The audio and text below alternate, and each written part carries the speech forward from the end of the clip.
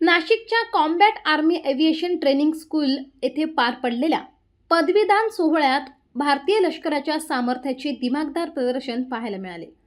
रणगाडे, helicopter, विशेष युद्ध कौशल्यांची प्रात्यक्षिके आणि लढाऊ वैमानिकांचा पराक्रम यामुळे संपूर्ण परिसर देशभक्तीच्या भावनेने भारावून गेला.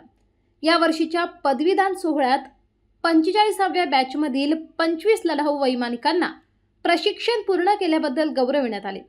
रणभूमीवरील विविध परिस्थितींना सामोरे जाण्याची क्षमता, हवाई मोहिमा, बचाव कार्य आणि युद्धनीती यांची प्रभावी प्रात्यक्षिके सादर करण्यात आली. हेलिकॉप्टरमधून कमांडो ऑपरेशन्स, धूर पडदे निर्माण करणाऱ्या मोहिमा आणि रणगाड्यांसोबतची समन्वयकता, युद्ध सराव यामुळे उपस्थित मान्यवर आणि नागरिक थक्क झाले. मात्र या लष्करी दिमाखात एक भावनिक आणि संस्मरणीय क्षणही अनुभवायला मिळाला.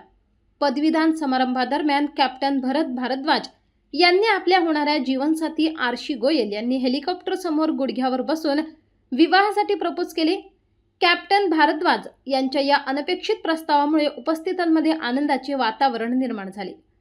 आरशी यांनीही हसतमुखाने होकार दिल्यानंतर उपस्थितांनी टाळ्यांच्या कडकडाटात या क्षणाचे स्वागत केले.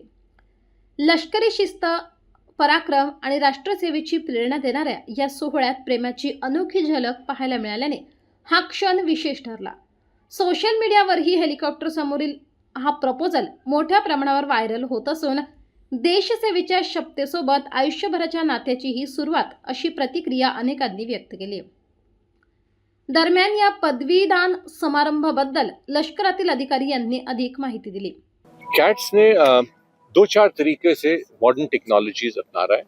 पहले तो आपने ये ड्रोन्स का देखा, किस तरीके से इन्होंने ड्रोन्स को किया है. इसके बाद मैन अनमैन टीम, उसके बाद सेकंड होता है कॉन्सेप्ट कि क्या आप टेक्नोलॉजी को किस तरीके से एम्प्लॉय करोगे.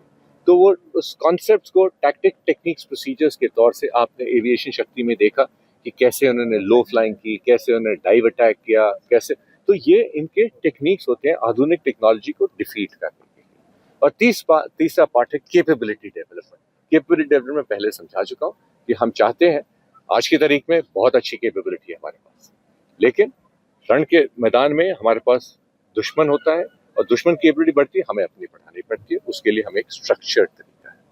मैं मीडिया का बहुत शुक्रगुजार हूँ कि आप लोगों ने वक्त निकाला और हमारे साथ आके ये एक बहुत अहम फंक्शन है, हमारे साथ ये कवर किया है. आप सब लोगों का बहुत बहुत धन्यवाद और नमन. जय हिंद, जय भारत.